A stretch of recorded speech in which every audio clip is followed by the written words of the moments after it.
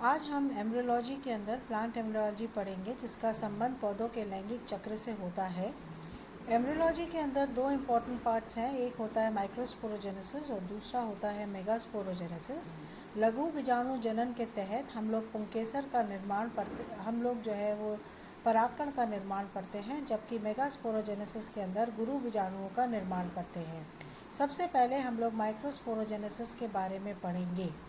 पौधे के अंदर मेल रिप्रोडक्टिव ऑर्गन को हम स्टेमन कहते हैं, जिसके के अंदर एंथर लोब्स हमको मिलते हैं। इन एंथर लोब्स के अंदर स्पोर मदर सेल होती है, जिनमें मियोसिस होने के बाद में पोलन ग्रेन या माइक्रोस्पोर का फॉर्मेशन होता है। ये माइक्रोस्पोर एक हैप्लॉइड सेल है और इसके अंदर दो भित्तियाँ होती हैं। बाहर की वॉल एक्साइन कहलाती है और अंदर की वॉल इंटाइन कहलाती है। मेगास्पोरोजेनेसिस के बारे में अगर हम लोग ध्यान दें तो मेगास्पोरोजेनेसिस फीमेल रिप्रोडक्टिव ऑर्गन के अंदर होता हुआ हमको दिखाई देता है। फीमेल रिप्रोडक्टिव ऑर्गन पौधे के अंदर गाइनोशियम है और उसके अंदर जो अंडाशय होता है उसमें एक बीजांड होता है और इस बीजांड की कोई भी कोशिका आर्किस्पोरियल सेल की तरह अपनी एक्टिविटी करती है और इसको हम लोग मेगास्पोर मदर सेल भी कहते हैं। इस मेगास्पोर मदर सेल के अंदर मियोसिस होता है और 4 मेगास्पोर्स बनते हैं। उनमें से 3 डीजेनरेट हो जाते हैं और एक फंक्शनल रहता है। एम्ब्रियोलॉजी के अधीन पार्ट ए के अंदर हम लोग माइक्रोस्पोरोजेनेसिस पढ़ेंगे, जिसमें आंतर वॉल स्ट्रक्चर और स्पोरोजेनस टिश्यू के बारे में बात करेंगे। माइक्रोस्पोरोजेनेसिस के अंदर सबसे पहले हम लोग स्ट्रक्चर ऑफ मैच्योर एंथर देखेंगे। एंथर का स्ट्रक्चर अगर हम देखते हैं या स्टेमन का स्ट्रक्चर अगर हम देखते हैं, ऊपर का भाग एंथर लोब कहलाता है, जिसके नीचे कनेक्टिव है और फिलामेंट तंतु है। माइक्रोस्पोरेंजियम का निर्माण जो होता है, यंग एंथर की जो एंथर लोब्स हैं, इनके अंदर कोई भी कोशिका जो हाइपोडर्मल सेल होती है उसका साइटोप्लाज्म डेंस हो जाता है और उसके अंदर न्यूक्लियस प्रोमिनेंट हो जाता है। इस कोशिका को हम लोग आर्कीस्पोरियल सेल कहते हैं।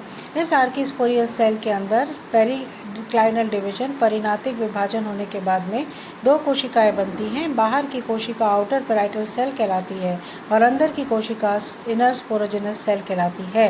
आउटर पेराइटल सेल एंटीक्लाइनल डिविजन्स के बाद में परागकोश भित्ति या एंथर वॉल का निर्माण करती है और इनर स्पोरोजेनस सेल माइक्रोस्पोर का निर्माण करती है। इस पर्टिकुलर स्लाइड के अंदर हम लोग देखेंगे किस प्रकार से एंथर वॉल का फॉर्मेशन होता है। चित्र संख्या ए के अंदर हमको एंथर लोब के अंदर होमोजेनस मास ऑफ सेल्स दिख रहा है। इसके अंदर जो बाहर की लेयर है वो एपिडर्मिस है और हाइपोडर्मल सेल्स एपिडर्मिस के नीचे आर्कीस्पोरियल सेल्स का निर्माण करती हुई दिखाई दे रही हैं। चित्र संख्या सी के अंदर हाइपोडर्मल सेल्स में पेरिक्लाइनल डिवीजन होने के बाद में 2 कोशिकाएं बनती हैं। बाहर की कोशिका पेराइटल लेयर, अंदर की स्पोरोजेनस लेयर। पेराइटल लेयर जो है वो हमारे पास में एंथर वॉल का निर्माण करती हुई हमको दिखाई देती है और स्पोरोजेनस टिश्यू माइक्रोस्पोर का निर्माण करती हुई हमको दिखाई दे रही है। जो सबसे बाहर की लेयर है उसके अंदर चित्र संख्या एफ में उसको हम एंडोथीसियम कहते हैं। सेकेंड लेयर हमको सबसे बाहर की लेयर एपिडर्मिस है, उसके नीचे एंडोथीसियम है, उसके नीचे मिडिल लेयर है और अंदर हमको माइक्रोस्पोर स्ट्रक्चर देखने को मिल रहा है। 3.2 ये टीएस ऑफ मैच्योर एंथर, सबसे बाहर की layer epidermis, endothecium, middle layer, फिर हमको टैपेटम और अंदर माइक्रोस्पोर का स्ट्रक्चर दिखाई दे रहा है। एंथर वॉल के स्ट्रक्चर को अगर हम देखें तो 4 लेयर्स का बना हुआ होता है। सबसे बाहर की epidermis, second endothecium, third middle layer और fourth tapetum. Epidermis single layer structure होती है और इसका निर्माण एंटीक्लाइनल डिविजन्स के द्वारा होता है।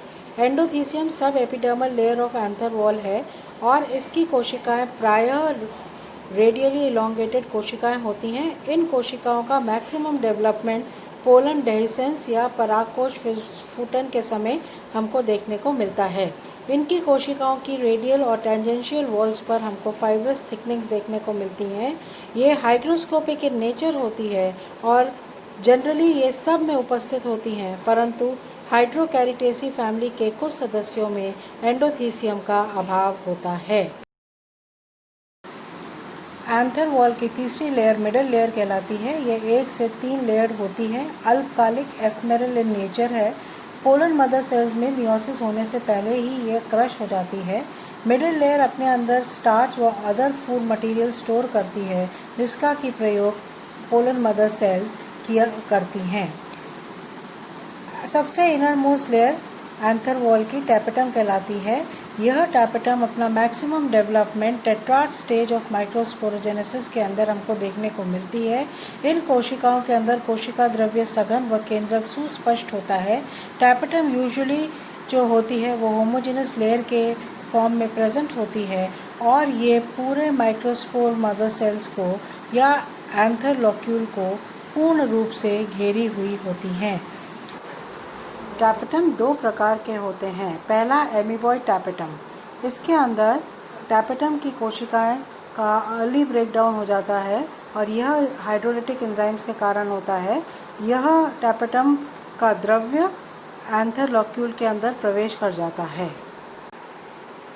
दूसरा प्रकार का टैपेटम सेक्रेटरी टैपेटम होता है, जिसके के अंदर ये टैपेटल सेल्स जो होती हैं पोलन ग्रेन के डेवलपमेंट तक रहती हैं।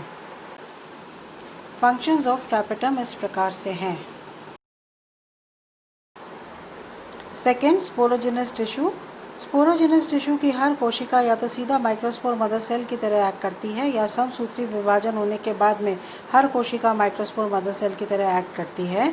यहाँ पर माइक्रोस्पोर मदर सेल में मियोसिस होने के बाद में 4 पोलर ग्रेन्स बनते हैं। ये पोलर ग्रेन्स जो होते हैं ये अगुणित होते हैं। माइक्रोस्पोर्स का बनना स्पोरोजेनस टिश्यू से माइक्रोस्पोरोजेनेसिस कहलाता है।